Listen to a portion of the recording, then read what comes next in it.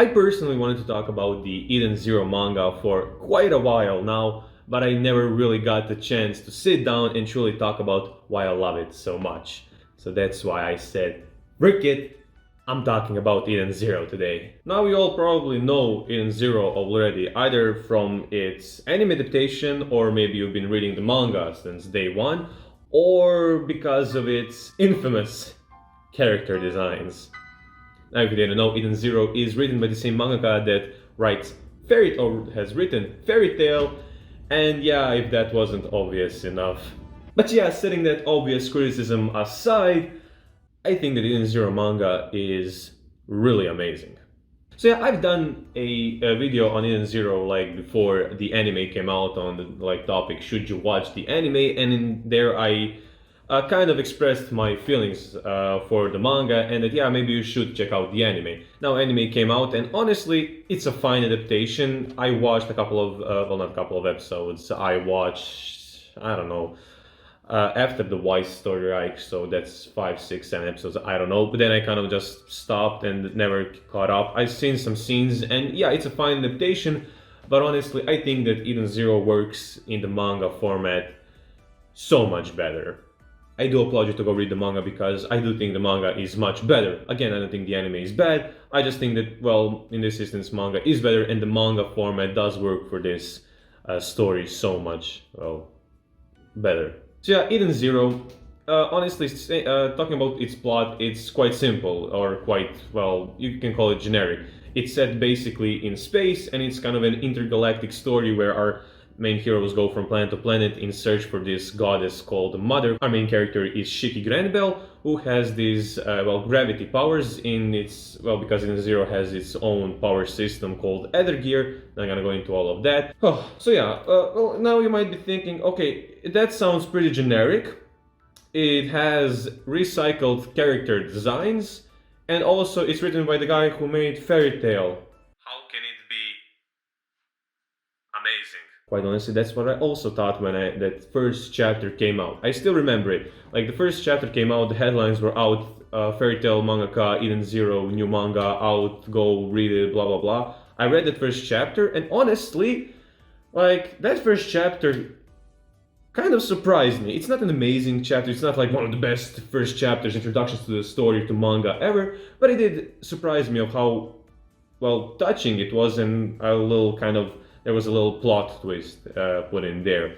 But yeah, the reason why I actually continue reading the manga, again, since day one, every week, been following the manga, is because of the fan service.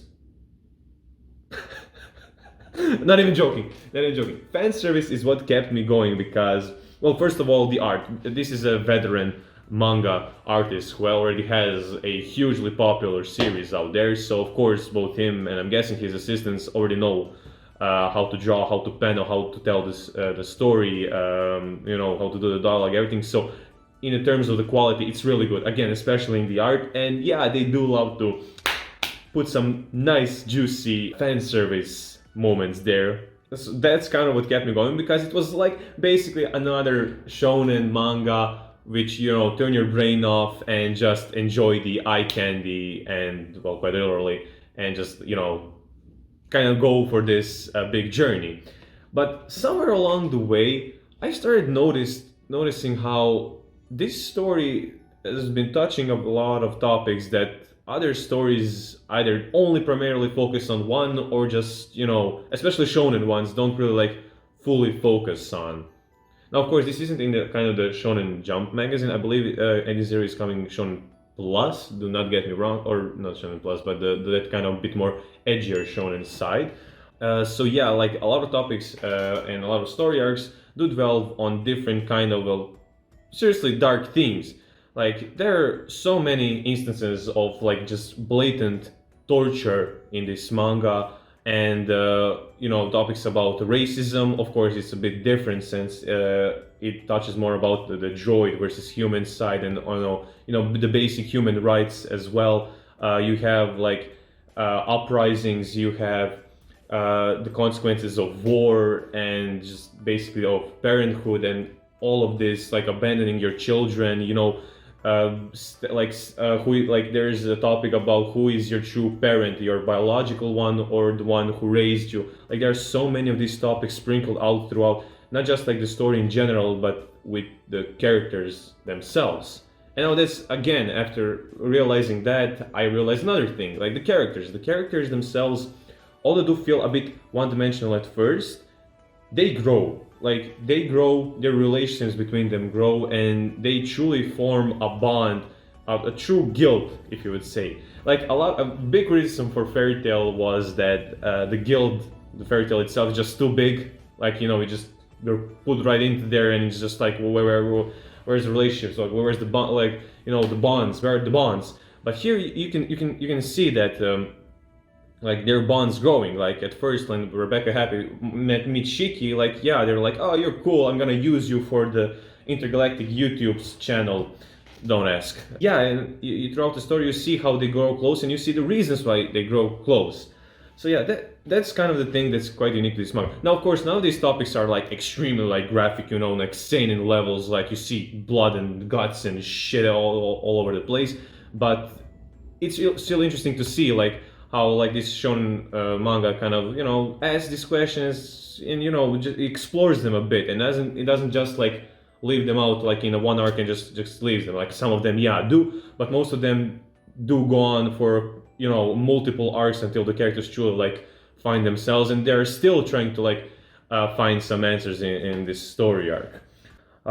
So yeah, that's, I think, the big reason why I love this story so much. Although, again, I'm not saying it's perfect, but it's way better than you would expect. Like, especially if you like shonen manga, I do applaud you to give this a try. Because again, the art style is amazing, the action is pretty cool, you have some pretty cool designs with the transformations as well, and honestly, there are a couple of plot twists, or some like plot points, turning points, however you want to call them, that caught me off guard. Now, like, I'm not gonna spoil any of them.